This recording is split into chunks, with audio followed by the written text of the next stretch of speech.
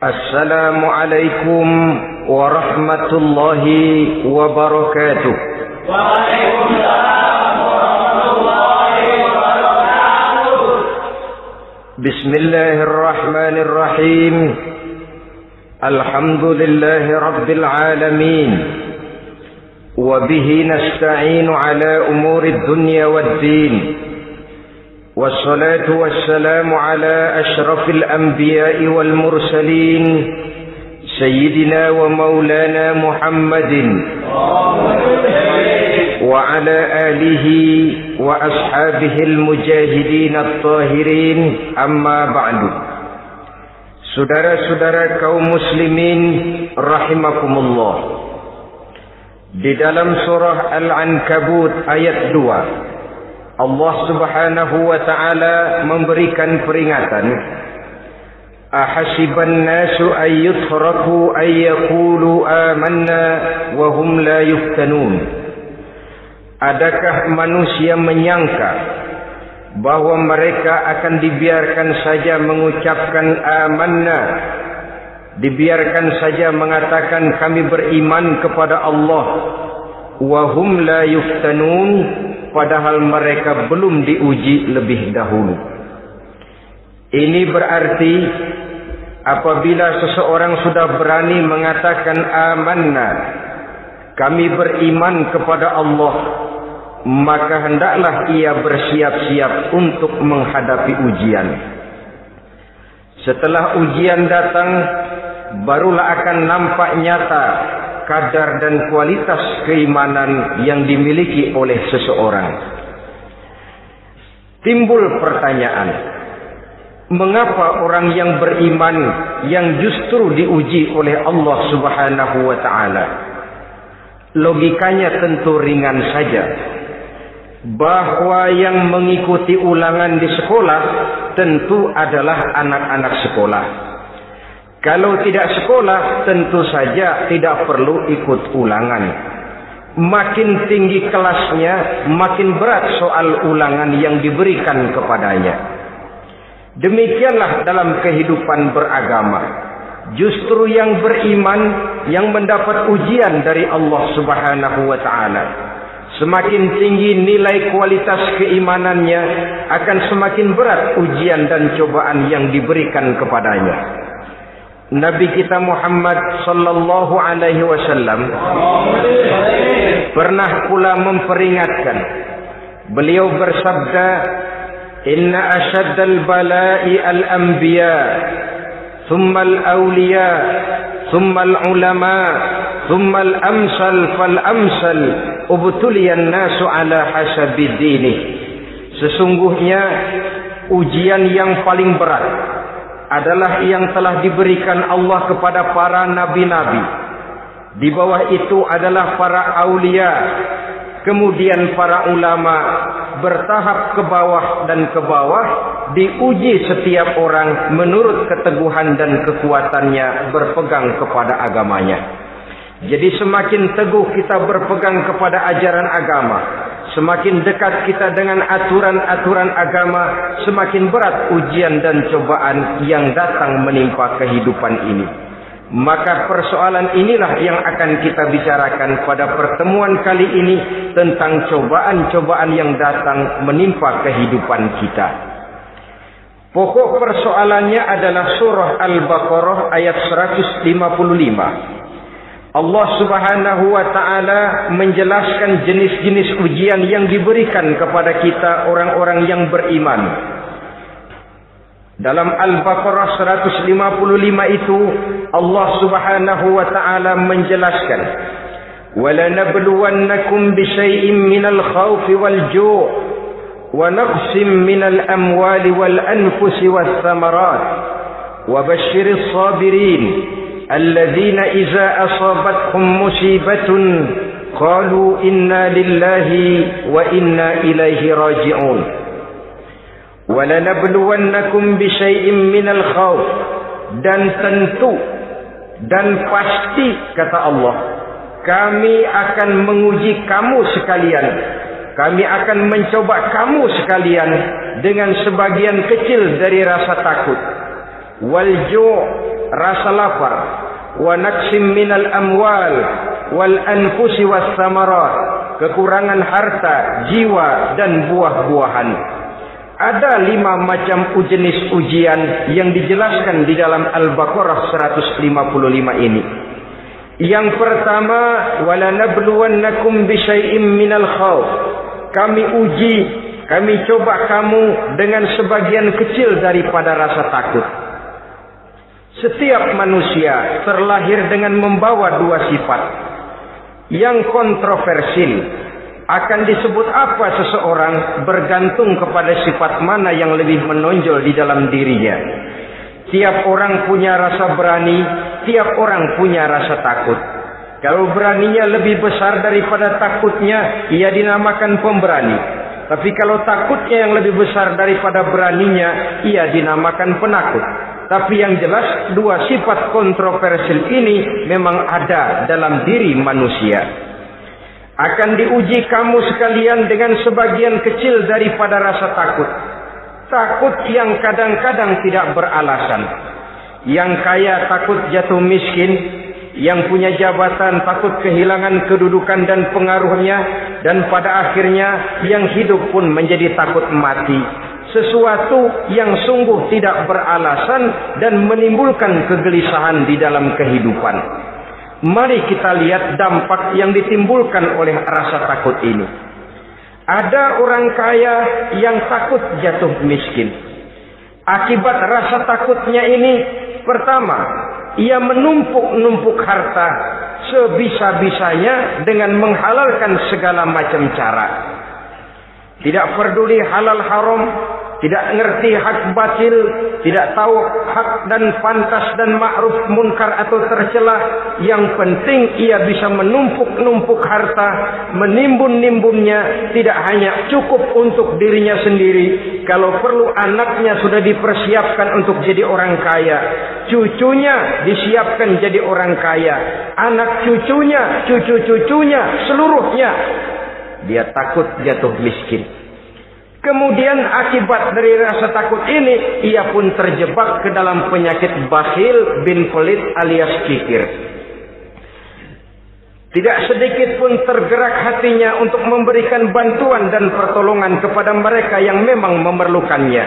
Termasuklah ia ke dalam apa yang diingatkan Allah, allazi jama'a malan wa addadahu yahsabu anna malahu akhlada. Orang-orang yang menumpuk-numpuk harta kemudian menghitung-hitungnya. Dia menyangka bahwa hartanya akan dapat mengekalkan kehidupannya di dunia ini. Dia menyangka hartanya akan dapat mengekalkan kebahagiaannya di dalam kehidupan ini. Maka kerjanya hanya menumpuk dan menumpuk, dan dia sangat takut untuk jatuh miskin. Saudara-saudara kaum muslimin rahimakumullah. Lalu yang kebetulan punya jabatan takut kehilangan kedudukan dan pengaruhnya. Maka ia akan melakukan segala cara dan jalan untuk menjaga keamanan dan ketenangan dari jabatan yang sedang didudukinya. Hilang kesadaran bahwa jabatan adalah amanah. Hilang pengertian bahwa kedudukan adalah alat untuk berbuat baik dan mengabdi kepada sesamanya. Yang ada pikirannya hanyalah bagaimana menjaga kedudukan dan pengaruhnya agar tetap ada dalam dirinya. Segala cara pun dilakukan dan kadang-kadang ia kehilangan kontrolnya. Kemudian pada akhirnya manusia pun dilanda oleh perasaan takut mati. Sungguh sangat tidak beralasan sama sekali. Karena mati adalah kewajiban dari semua yang bernama hidup. Dan Nabi mengingatkan, al-mautu babun fa kullun nasi dakhilu. Mati adalah merupakan satu pintu yang setiap orang akan masuk ke dalam pintu itu. Bahkan mati sesungguhnya bisa merupakan nasihat di dalam kehidupan kita. Beliau bersabda, taraktu fikum nasihataini, natiqan wa samitan. Aku tinggalkan kepada kamu 2 macam nasihat. Pertama, nasihat yang pandai bicara, dan yang kedua, nasihat yang diam saja. Sahabat bertanya, nasihat yang pandai bicara itu apa ya Rasul?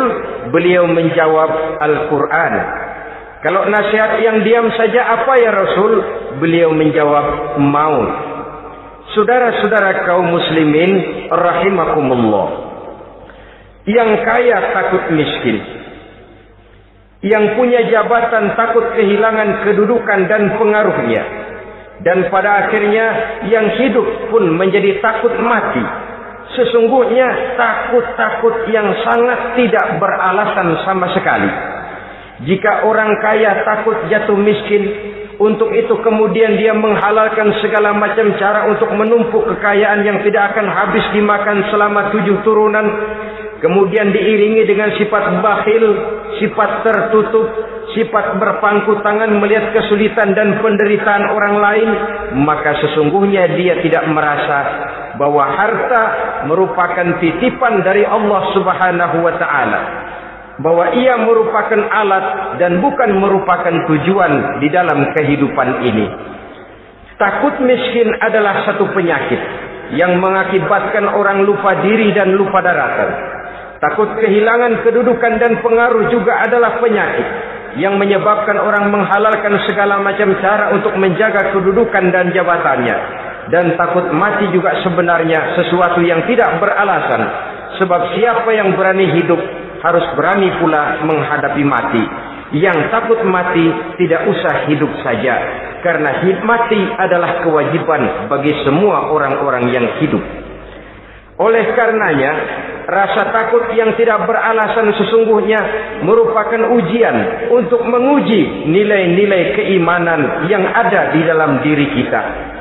Orang kaya diuji dengan hartanya, pejabat diuji dengan kedudukan dan pengaruhnya, manusia hidup diuji dengan akan datangnya mati yang menjemput kehidupannya. Menghadapi ujian-ujian semacam ini, maka marilah kita menyadari, yang kaya tidak perlu takut miskin. Dari Allah harta itu datang, kepada Allah harta itu akan kembali. Yang punya kedudukan dan pengaruh tidak usah takut kehilangan kedudukan dan pengaruhnya, karena jabatan sesungguhnya merupakan amanah dari Allah Subhanahu wa taala yang harus digunakan dan dianggap sebagai kesempatan untuk berbuat kebajikan sebanyak-banyaknya. Saudara-saudara kaum muslimin rahimakumullah, ini bagian pertama dari ujian-ujian yang ada dalam Al-Baqarah 155. Wala nabluwannakum bisyai'im minal khauf. Kami akan uji, kami akan coba kamu dengan sebagian kecil daripada rasa takut. Takut yang kadang-kadang saya katakan sekali lagi sangat tidak beralasan. Akibatnya bisa menimbulkan gejala-gejala yang aneh di dalam kehidupan kita. Saudara-saudara, yang kedua, walju, akan kami uji kamu dengan rasa lapar. Kelaparan belum tentu identik dengan kemiskinan. Bahkan di dalam surah An-Nahl ayat 112, Allah Subhanahu wa taala memberikan contoh yang sangat nyata dan jelas. وَضَرَبَ اللَّهُ مَثَلًا قَرْيَةً كَانَتْ آمِنَةً مُطْمَئِنَّةً يَأْتِيهَا رِزْقُهَا رَغَدًا مِنْ كُلِّ مَكَانٍ فَكَفَرَتْ بِأَنْعُمِ اللَّهِ فَأَذَاقَهَا اللَّهُ لِبَاسَ الْجُوعِ وَالْخَوْفِ بِمَا كَانُوا يَصْنَعُونَ. Allah memberikan contoh bagaimana keadaan satu negeri yang makmur, aman, tenang, tentram. Rezekinya datang dari segala arah. Fakafarat bi an'umillah, tapi sayang sekali penduduknya kufur dengan nikmat yang diberikan Allah Subhanahu wa taala kepada mereka. Akibatnya fa azaqahallahu libasal ju'i wal khauf. Allah timpakan kepada mereka kelaparan dan ketakutan bima kanu yasnaun, sebagai akibat dari apa yang telah mereka lakukan. Marilah kita melihat contoh dalam Al-Quran ini untuk mengadakan introspeksi di dalam diri dan kehidupan kita masing-masing. Adalah satu keberuntungan bahwa kita sebagai manusia dijadikan Allah sebagai khalifahnya di permukaan bumi ini, yang ditugaskan untuk membudidayakan alam, mengelola dan mengambil manfaatnya bagi sebesar-besar manfaat di dalam kehidupan kita. Dijadikannya bumi untuk tempat tinggal kita sebagai hamparan di mana segala fasilitas dan kebutuhan hidup kita tersedia. Tinggal lagi kita pandai-pandai mengelolanya. Apalagi buat kita Muslim yang tinggal di persada Nusantara tercinta Indonesia ini. Satu negara yang orang katakan untayan jamrut katulistiwa, yang hijau ranau subur makmur, melahirkan slogan dengan kata gemah rifah loh jenawi toto tentrem kerto raharjo. Negara yang demikian subur, negara yang demikian indah, negara yang demikian hijau ranau ini, apabila kita terkena fakafarat bi an umillah, kufur kepada nikmat yang diberikan oleh Allah kepada kita, dia tidak akan mendatangkan ketenangan, dia tidak akan mendatangkan kesejahteraan, bahkan akan sangat boleh jadi akan menimbulkan kekacauan, ketidaktenangan dan kelaparan di tengah negara yang subur makmur. Inilah yang sangat menyedihkan. Kenapa ini bisa terjadi? Fakafarat bi an umillah, orang kufur terhadap nikmat yang diberikan Allah Subhanahu wa taala.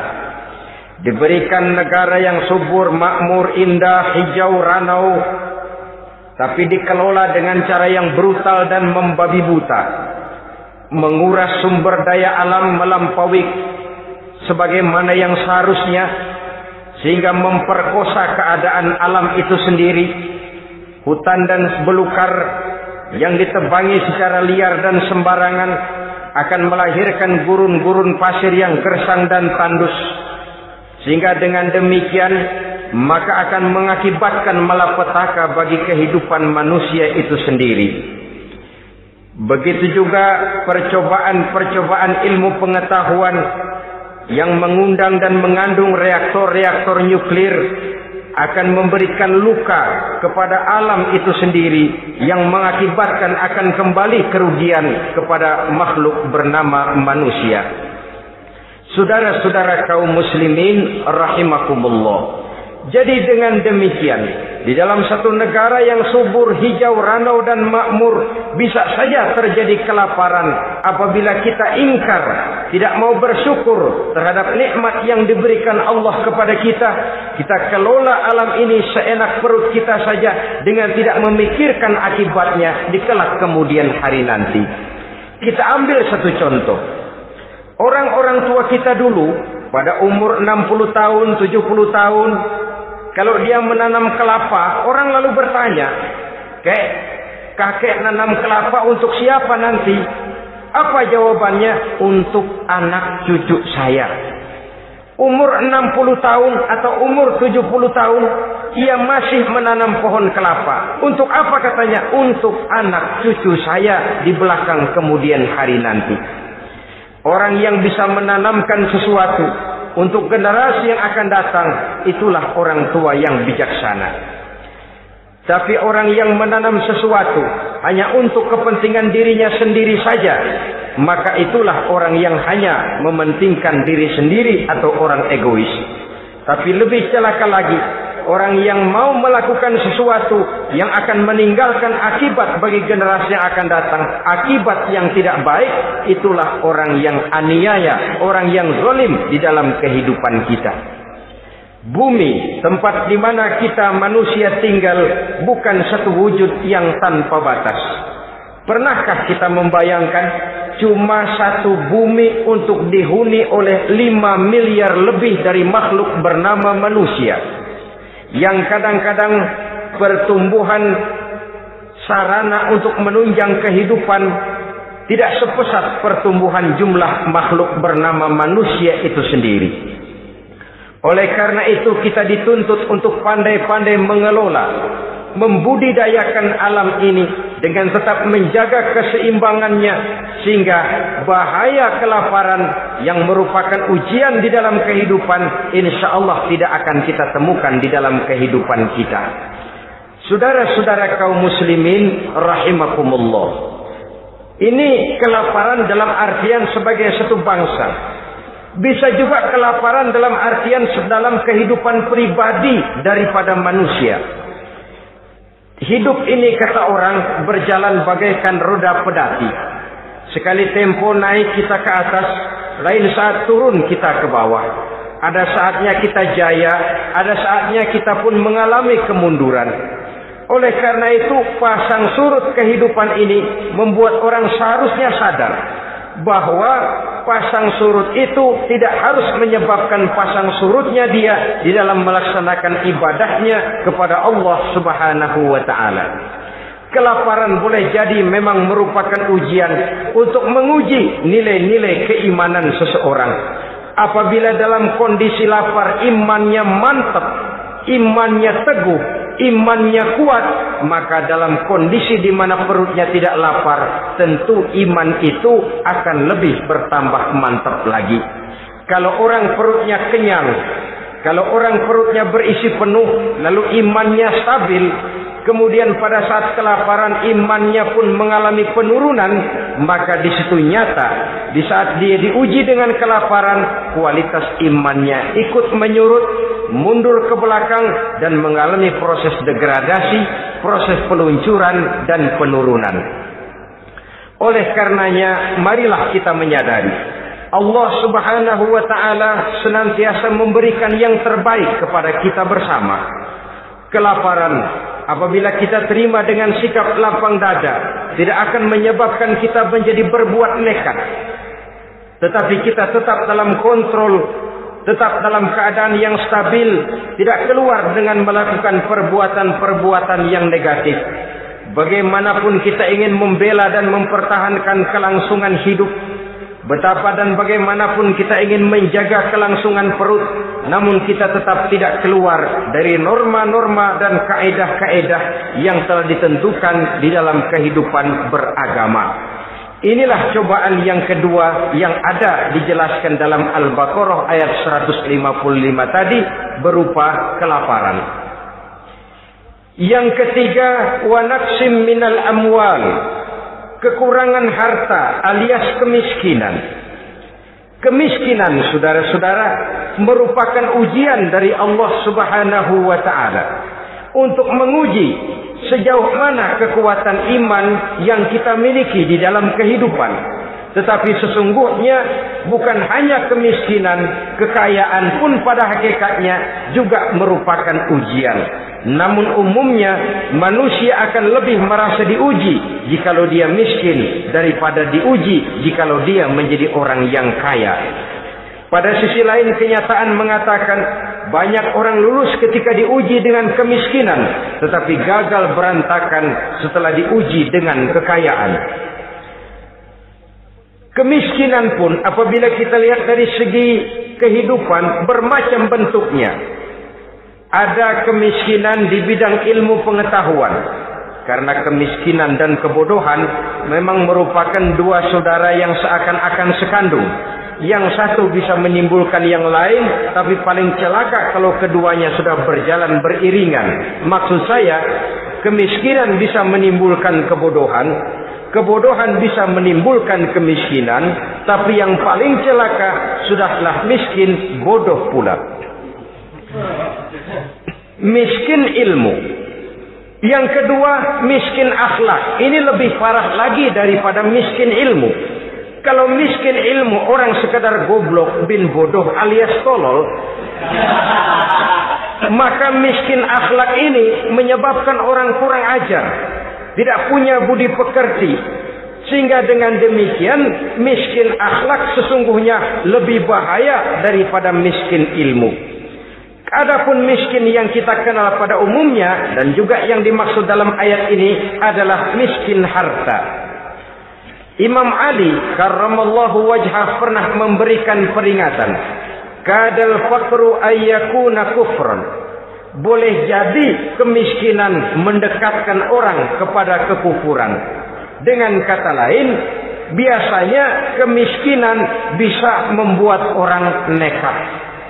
Kalau sudah nekat, maka bukan cuma harga diri yang terjual, Bukan cuma keluarga yang terjual, bukan cuma nilai-nilai materi yang dimilikinya yang terjual, bahkan iman dan keyakinannya, akidah dan pandangan hidupnya pun tidak akan segan-segan digadaikannya, dijualnya untuk mengatasi kelaparan dan kemiskinan itu tadi. Padahal selalu diingatkan, pandangan dan keyakinan, iman sesungguhnya merupakan intan paling mahal, sesungguhnya merupakan mutiara paling berharga di dalam kehidupan kita. Maka kemiskinan memang merupakan ujian. Banyak orang yang kebal berhadapan dengan segala macam cobaan, tapi pada saat diuji dengan kemiskinan, ia tidak tahan diri, ia tidak sanggup menjaga dan mempertahankan akidahnya, maka akidah yang cuma satu-satunya pun ikut terjual juga adanya. Saudara-saudara kaum muslimin rahimakumullah, mari kita menelusuri bahwa sesungguhnya Nabi menyatakan, ajaban li amril muslim, inna amrahu kullahu lahu khair. Aneh kata Nabi, aku heran kata Nabi, urusan orang Islam ini sesungguhnya semuanya baik. Baik bagaimana? Kalau dia kaya, dia bersyukur, dan itu baik. Kalau dia miskin, dia bersabar, itu juga baik. Jadi kaya bagi orang Islam baik, miskin bagi orang Islam juga baik. Kalau dia kaya, dia kan bisa berkata, alhamdulillah saya kaya, mudah-mudahan harta ini bisa menunjang ibadah saya kepada Allah Subhanahu wa taala. Baik. Kalau dia miskin, dia juga berkata, alhamdulillah saya miskin, mudah-mudahan di akhirat nanti pemeriksaannya tidak lama-lama seperti orang kaya. Ya kalau melarat yang mau diperiksa apaan? Memang nggak punya apa-apa.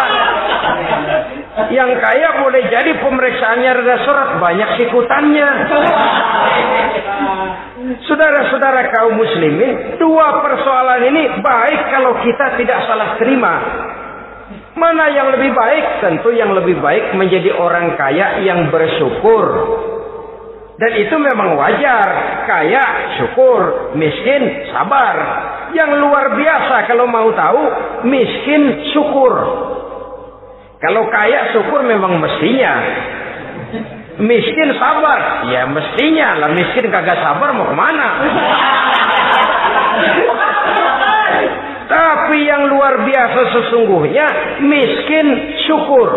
Syukur bagaimana? Ya seperti saya katakan tadi, alhamdulillah, mudah-mudahan di akhirat nanti pemeriksaannya tidak lama seperti orang yang kaya. Sehingga kata Nabi, setiap persoalan yang dihadapi umat Islam baik bagi dia. Miskin baik, kaya baik, asal orang tidak salah terima. Tapi sebaliknya, kalau salah terima, kaya lupa diri, miskin lupa daratan. Pada posisi di mana dia sebenarnya tidak bisa menerima kenyataan dengan baik, akhirnya kehilangan kontrol. Saudara-saudara kaum muslimin rahimakumullah. Karena itu pada pertemuan kali ini saya ingin mengajak kita bersama. Marilah kita menyadari betapapun kemiskinan yang datang menimpa, seluruhnya merupakan ujian yang datang dari Allah untuk menguji nilai-nilai keimanan kita. Jangan iman itu berubah, jangan akidah itu bergoyah, jangan keyakinan dan pandangan hidup itu tertukar dengan keyakinan dan pandangan hidup lainnya. Bahkan dalam kemiskinan, orang biasanya menemukan diri dan kepribadiannya. Dalam kemiskinan, orang bisa berjalan lebih lurus untuk mendekati Allah Subhanahu wa ta'ala. Sesungguhnya kemiskinan bukan merupakan sesuatu yang harus kita takuti, apalagi kalau ia memang merupakan ujian. Kemiskinan yang merupakan ujian adalah kemiskinan yang akan berakhir dengan kebaikan. Saudara-saudara kaum muslimin, tapi jangan lupa membicarakan pokok persoalannya. Ini kalau kemiskinan menimpa orang-orang yang beriman, itu yang ujian. Kalau nggak beriman, melarat, bukan ujian, persekot. Nah, orang lalu bertanya, Pak, kalau orang kafir kaya bagaimana? Nah, begini saudara-saudara, dalam agama itu ada yang disebut nikmat, ada yang disebut istidraj. Kalau nikmat itu hanya diberikan kepada hamba-hamba yang beriman. Kalau istidraj itu diberikan kepada siapa saja yang mau berusaha. Tidak soal dia beriman atau tidak. Tidak soal dia mau bersujud atau tidak. Asal dia berusaha, dia dapat. Itu yang dinamakan istidraj. Seperti orang mancing ikan, mesti diberikan umpan. Setelah umpan itu dimakan, tidak langsung ditarik, tapi diulur dulu. Sampai kira-kira mata kail itu nyangkut di leher si ikan, baru diangkat ikan itu ke atas. Dan sampai di atas kita bisa maklum nasib ikan tadi. Bisa digetok, bisa dibacok, bisa digoreng, bisa dipepes. Tapi yang jelas nasibnya merana. Maka kalau ada orang makin jauh dari agama, makin kaya, makin tidak mau sholat, makin berlimpah hartanya, saudara tidak usah heran, cukup dalam hati saja, ikan lo. Jangan keras-keras, marah dia.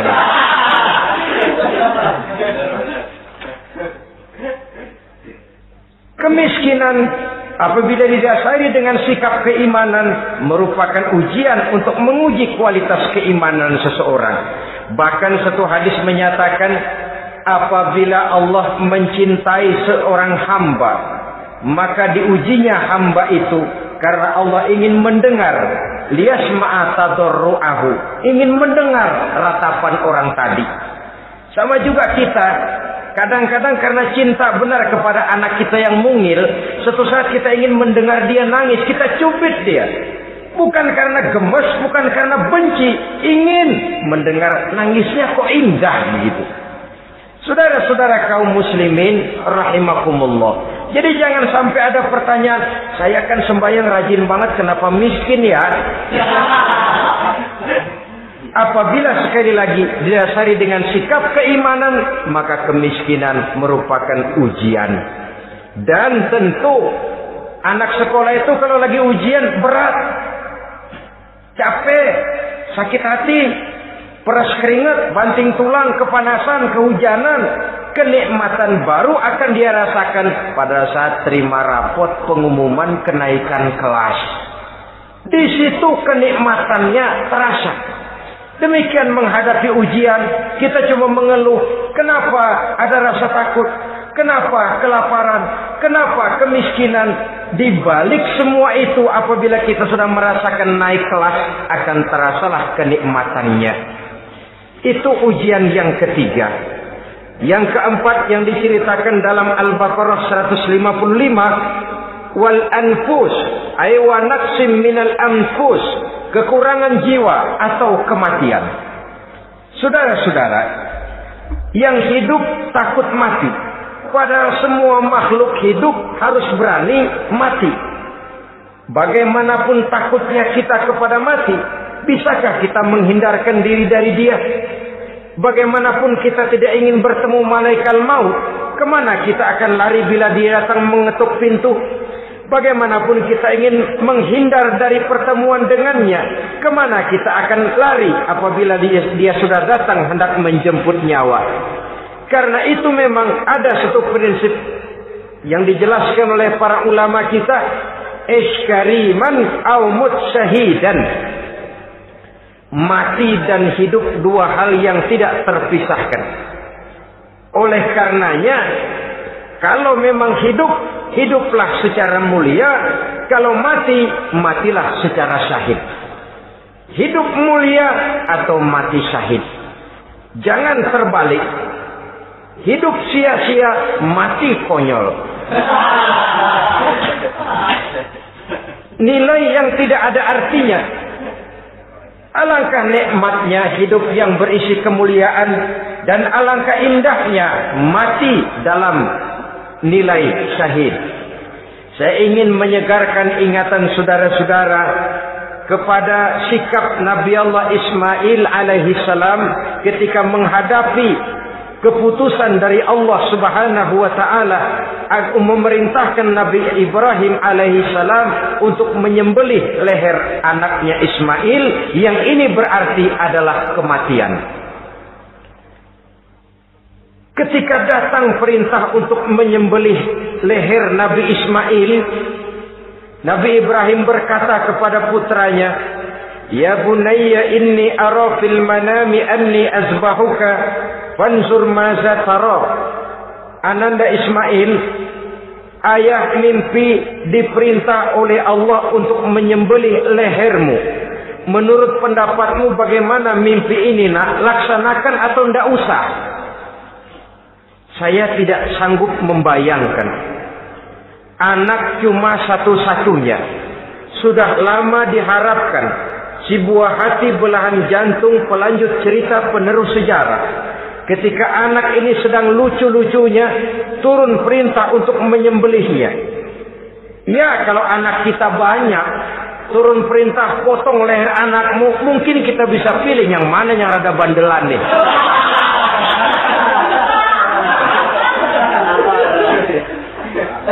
Tapi ini anak cuma satu-satunya. Lucu, sudah lama diharapkan. Dan memang itu juga merupakan ujian kepada Nabi Allah Ibrahim. Seolah-olah Allah berkata, "Hai Ibrahim, dahulu sebelum kau punya anak, kau memang cinta kepadaku. Sekarang setelah kau punya anak, masuk rasa cinta anak ke dalam hatimu. Buktikan Ibrahim, mana yang lebih besar, cintamu kepadaku, kata Allah, atau cintamu kepada anakmu.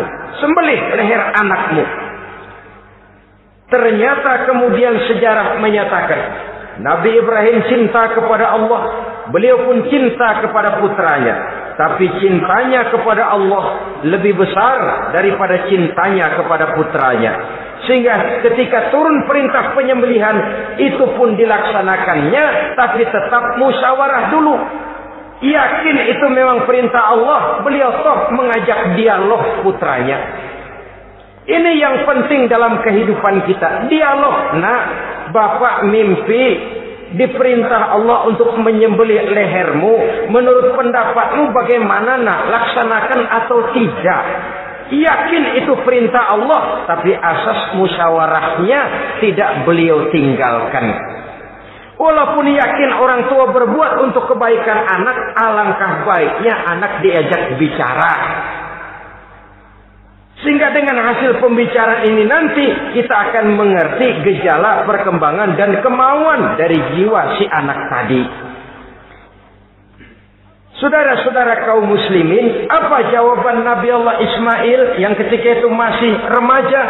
Beliau menjawab, "Ya abatif al-ma tu'mar, satajiduni insyaallahu minas sabirin." Bapak, jikalau memang ini memang perintah Allah, laksanakan saja Bapak. Tidak usah ragu. Mudah-mudahan nanti Bapak akan menemukan saya termasuk ke dalam golongan orang-orang yang sabar.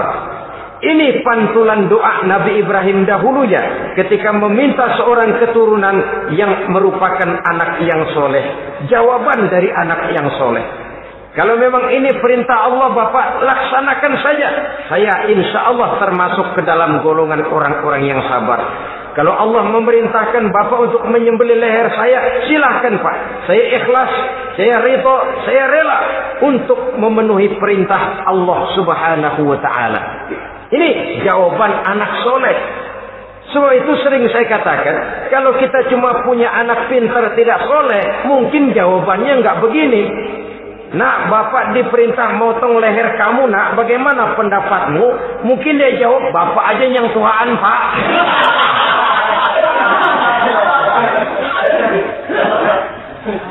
Saudara-saudara kaum muslimin rahimakumullah. Jadi prinsip ini gugur memenuhi panggilan Allah. Hidup mulia atau mati dengan syahid. Dua pilihan yang harus dua-duanya bisa kita laksanakan. Iskariman au mut syahidan. Kalau hidup, hiduplah dalam kemuliaan. Kalaupun mati, matilah sebagai syahid. sebagai orang yang dikenang kebaikan dan kebajikannya, sebagai orang yang dekat dan banyak berbuat untuk kepentingan agamanya. Jangan tidak tercapai kedua-duanya. Hidup tidak punya nilai, mati pun tidak punya arti. Sia-sia semuanya. Kita masih hidup, orang anggap enggak ada. Dalam istilah tauhid disebut wujuduhu ka'adamihi. Adanya sama dengan tidak adanya. Dia sih ada apa enggak ada sama, gitu-gitu juga. Alangkah ruginya kalau ada kita dianggap sama dengan tidak ada. Apalagi kalau kita sudah tidak ada, ya tidak ada beneran. Iskariman au mut syahidan. Hiduplah mulia atau matilah sebagai syahid. Saudara-saudara kaum muslimin rahimakumullah. Mati sesungguhnya juga merupakan ujian. Untuk menguji sejauh mana persiapan yang sudah kita lakukan di dalam kehidupan ini untuk menyambut. Dan tidak cuma sekedar untuk menyambut, tapi juga untuk mengarungi kehidupan sesudah kematian itu sendiri. Sebab kematian bukan akhir dari segalanya. Kematian cuma satu pintu di mana kita akan masuk dan akan berjalan kembali menelusuri fase-fase kehidupan yang telah ditentukan oleh Allah Subhanahu wa taala. Saudara-saudara kaum muslimin rahimakumullah. Pembicaraan tentang kematian ini pun bisa kita evaluasi. Ada yang takut mati usahanya, ada yang takut mati karirnya, ada yang takut mati rezekinya, ada yang takut mati batinnya, ada yang takut mati jasmaninya, dan lain sebagainya. Seluruh ketakutan kepada kematian itu memang merupakan hal yang wajar. Ada yang takut mati usahanya, ada yang takut mati karirnya, ada yang takut mati rezekinya. Tapi kalau ketakutan itu lalu melahirkan perbuatan-perbuatan negatif yang menimbulkan penyimpangan, itu sudah di luar dari yang seharusnya. Kematian merupakan ujian. Menghadapi segala macam ujian termasuk kematian ini akan kita bicarakan pada bagian penutup nanti. Yang kelima, saudara-saudara, ujian yang dijelaskan dalam Al-Baqarah 155 tadi, wa naqsim minas samarat, kekurangan buah-buahan. Kekurangan buah-buahan bisa berarti paceklik.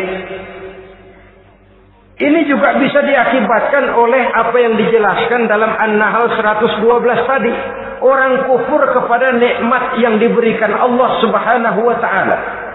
Orang jauh dari petunjuk-petunjuk agama, merasa segala persoalan bisa dipecahkan dengan kemampuan otaknya, hilang rasa ketergantungannya kepada Allah Subhanahu wa taala.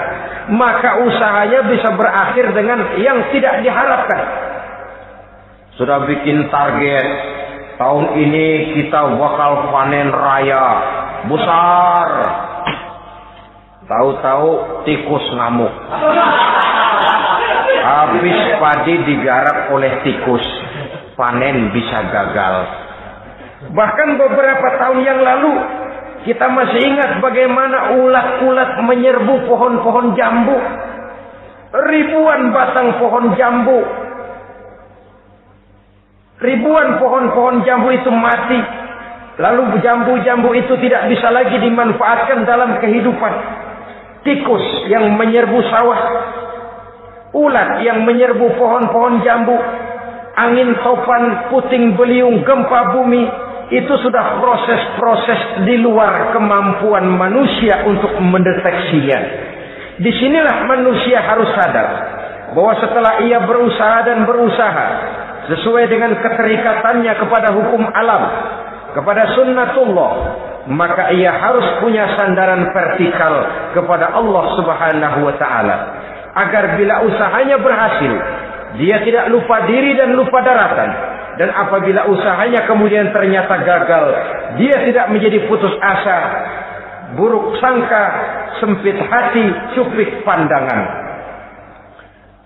Cobaan datang dari Allah Subhanahu wa ta'ala berupa kekurangan buah alias paceklik. Saudara-saudara, menghadapi cobaan dan ujian yang saya katakan tadi, 5 macam ini, apa konsepnya, apa jalan keluarnya?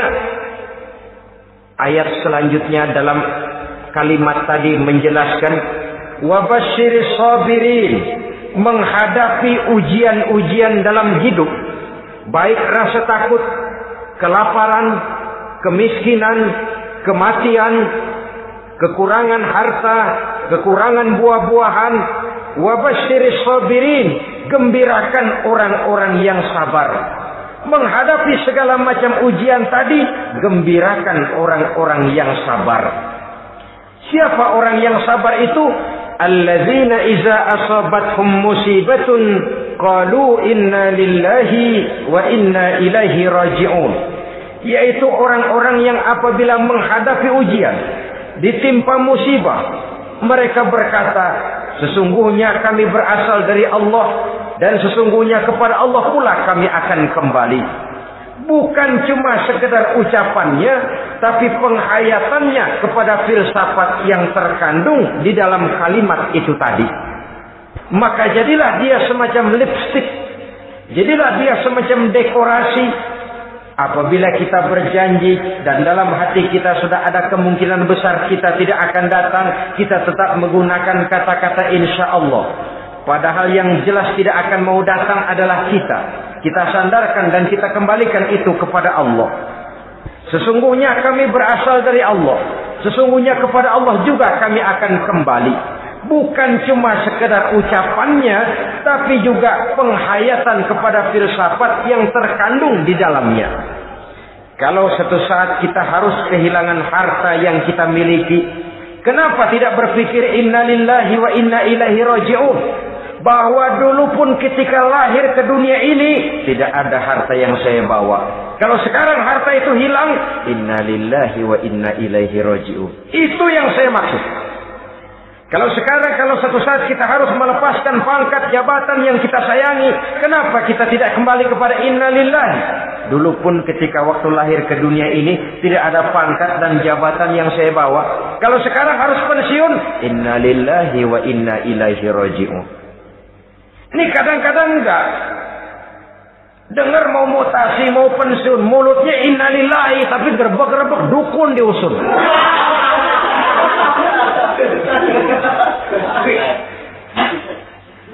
Keluarganya meninggal, mulutnya innalillahi, tapi nangisnya tetap nggak mau berhenti. Bukan cuma sekedar ucapannya, tetapi penghayatan kepada nilai dan filsafat yang terkandung di dalam kalimat innalillahi itu. Sesungguhnya segalanya saja berasal dari Allah. Segalanya saja akan kembali kepada Allah Subhanahu wa ta'ala. Kalau ini yang kita jadikan landasan, maka sesungguhnya menghadapi berbagai ujian ini kita tidak akan salah singkap, tidak akan salah tingkah, tidak akan salah sikap. Kalau sudah ini dasar dan fondasi yang menjadi landasan tempat di mana seluruh cobaan datang bertumpu, segalanya datang dari Allah, segalanya akan kembali kepada Allah, maka betapapun bertumpu ujian datang menimpa, rasanya tidak akan lagi membuat kita goyah, karena fondasi tempat kita berdiri sudah demikian kokoh dan kuatnya. Dan fondasi itu inna lillahi wa inna ilaihi raji'un. Segalanya datang dari Allah, segalanya akan kembali kepada Allah Subhanahu wa ta'ala. Keyakinan ini memberikan kelapangan jiwa. Dari kelapangan jiwa, maka akan tertuang ketenangan dan ketentraman. Jauh dari stres, jauh dari darah tinggi, jauh dari bingung, jauh dari rasa takut. Segalanya sudah kita kembalikan kepada Allah Subhanahu wa ta'ala. Saudara-saudara kaum muslimin rahimakumullah. Oleh karenanya, ini jalan keluar dan inilah orang yang sabar. Yaitu orang yang mengembalikan segala persoalan bahwa segalanya datang dari Allah, segalanya akan kembali kepada Allah. Bukan sabar dalam pengertian kita sehari-hari. Sabar, maaf ya, dalam pengertian kita sehari-hari biasanya orang yang sabar yang gak banyak tingkah, diam, nggak salah apa-apa, kepala yang dikelepak, blek, diam aja. Ente nggak salah apa-apa dikelepak, diem ya. Gue lagi sabar, diem loh. Rasanya ini sih, kalau sabar macam ini yang kita punya, boleh jadi kita akan tertindas terus. Sebab itu pada penghujung surah Al-Asr Allah menggandengkan antara tawasau bil haq dengan tawasau bis sabr. Kebenaran dan kesabaran dua hal yang memang tidak boleh terpisahkan satu dengan yang lain. Kalau kita benar, kita harus sabar. Kalau kita mau sabar, harus karena benar. Apabila kebenaran satu prinsip, maka kesabaran adalah satu strategi. Prinsip yang tanpa strategi bisa membuat kita tidak akan mencapai tujuan yang kita harapkan. Artinya, kebenaran tanpa kesabaran membuat kita mudah dipatahkan orang, tapi kesabaran tanpa kebenaran akan membuat kita diinjak terus oleh orang lain. Karena itu, kalau yakin kita benar, harus sabar. Kalau mau bersabar, harus karena benar. Dalam hal ini, sifat sabar yang dicontohkan oleh Rasulullah Sallallahu Alaihi Wasallam sungguh memang merupakan jadi panutan. Sepanjang persoalannya adalah persoalan pribadi, sepanjang pribadi beliau yang dihina, sepanjang pribadi beliau yang dicaci maki, beliau biasanya bisa mengendalikan diri. Tapi kalau sudah agama masalahnya, maka beliau pun tidak segan-segan mencabut pedang, maju ke medan perang. Bukan untuk memaksakan agama dan keyakinan, karena agama dan keyakinan memang tidak bisa dipaksakan, tapi untuk menjaga, membela dan mempertahankan agama dari hinaan, cemoohan dan caci maki orang lain. Yang kita lakukan sebaliknya. Kalau pribadi kita yang dihina, marahnya 17 langit. Tapi kalau sudah agama dicaci maki orang, agama dihina orang, agama diremehkan orang, biarin dah, masih banyak ustaz. Cuma masalah ustadkah agama itu? Cuma urusan kiaikah agama itu? Tidak. Agama itu urusan setiap pribadi muslim. Ya dia jadi pengusaha, ya dia jadi pejabat, ya dia jadi seniman, ya dia jadi teknokrat, ya dia jadi ekonom, ya dia jadi pakar di berbagai bidang. Agama adalah masalah setiap kita. Kalau pribadi Nabi yang dicaci, pribadi yang dihina dan dicemoohkan orang, beliau mengendalikan diri. Tapi kalau sudah agama taruhannya, beliau tidak segan-segan cabut pedang, maju ke medan perang. Sabar tapi pada tempatnya. Sabar tidak dalam artian diam, ndelohom, ayem-ayem, nggelenggem, menunggu embun yang turun dari langit. Emang lagi lapar, sabar aja. Nggak usah makan, nanti juga waktunya Tuhan kasih kenyang-kenyang. Kalau sabar macam ini yang kita pakai, lapar terus dah. Emang giliran sakit, sabar aja. Nggak usah berobat, nanti juga waktunya baik, sembuh. Mati terus dah.